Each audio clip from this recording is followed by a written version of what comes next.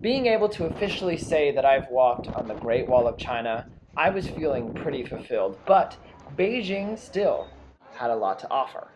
As we said farewell to Ben and Carlia, it was just Ash and I for a few more days. Our next stop would be the Forbidden City, once home to China's imperial families. We grabbed our tickets, headed in the big doors, and started off with some of the mini museums.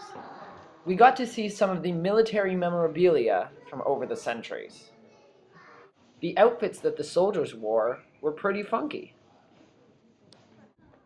The Forbidden City is humongous.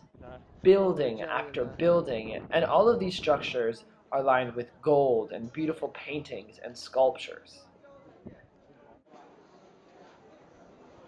One can't deny the time and energy that was put into the city's architecture. I really liked the back alleys in the city, and we sure did a lot of walking through them all.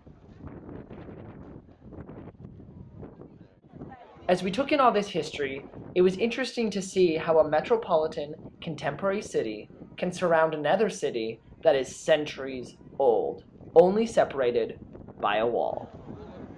There were tons of Chinese tourists that day, so getting photos meant a lot of pushing and shoving. Our favorite building was the Hall of Supreme Harmony, which was constructed in 1420 during the Ming Dynasty. As per usual, Ash thinks I'm taking a photo.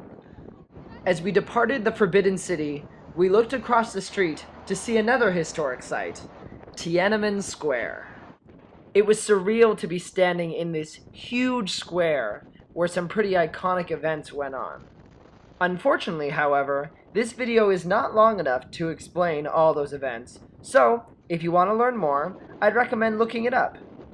We made our way through the windy square, looking at the statues and the different buildings, but our appetite was getting the best of us, and as it was Ash's last day in Beijing, he wanted to try some Peking duck.